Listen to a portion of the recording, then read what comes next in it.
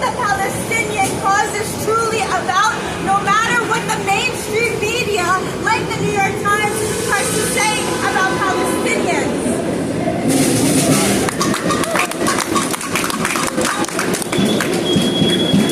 We're going to continue today to fight to honor al-Sharif, to continue his cause and his struggle to liberate Palestine, and we will continue to struggle to lift the siege on Gaza, this brutal siege that has been starving the people of Gaza for months as they undergo a genocide for the past 22 months.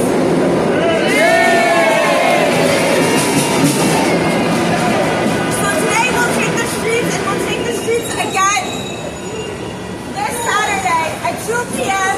at Bryant Park, where we will demand an end to the starvation of the people of Gaza.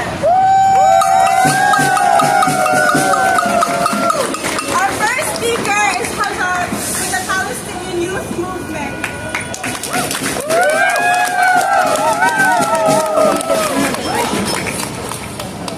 On August 10th, the Israeli military dropped a bomb killing the entirety of Aljazeera's crew in Gaza City. Including al-Sharif, son of Jabalia refugee camp and the voice of Gaza. Throughout his life, Anas refused to leave Gaza. He endured months of hunger as Israel refused to let in the countless aid trucks sitting at Gaza's borders.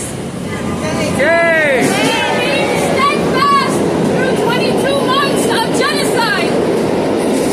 And he spent over half of his 28 years of life living under the brutal conditions of Israel's siege.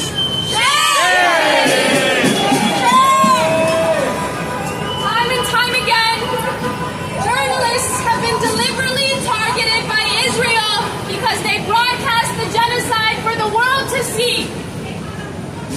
They reveal the lies of Zionism and the killing machine that spares no Palestinian life.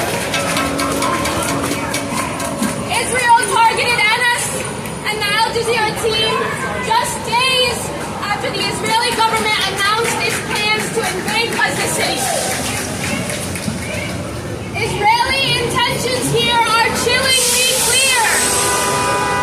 The Israeli government now plans to invade a city without journalists, so that the world cannot bear witness to the genocidal crimes of Zionism. And just before his assassination, Anas warned us of the gravity of what is to come. He wrote, "The occupation is now openly threatening a full-scale invasion of Gaza. If this madness does not end, Gaza will be reduced to ruins, its people's voices silenced, their faces erased, and history will remember you as a silent witness to a genocide you chose not to start." As Israel announces its intentions publicly, the New York Times, CNN, Reuters, and other mainstream U.S. media outlets still refuse to print the truth.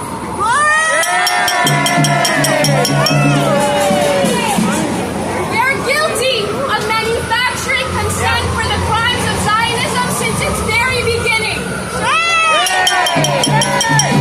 And they are guilty for manufacturing consent for the genocide we are seeing right now.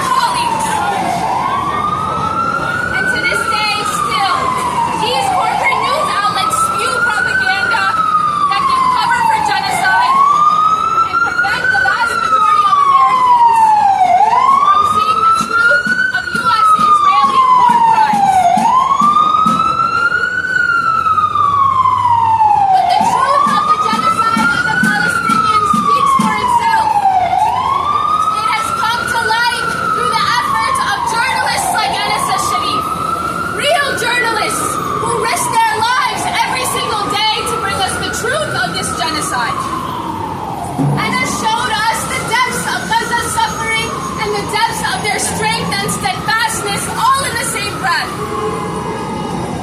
This is what drives us to end the genocide and fight for the liberation of Palestine, and has entrusted us with the most noble duty.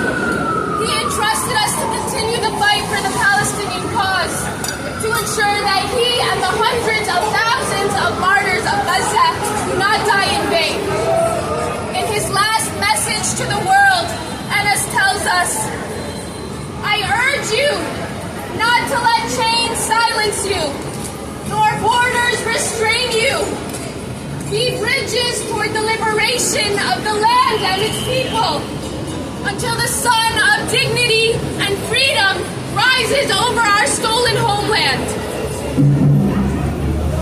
For Anas, for all of Gaza's martyrs, and for the over 2 million Palestinians that are still enduring this genocide today, we must continue to fight.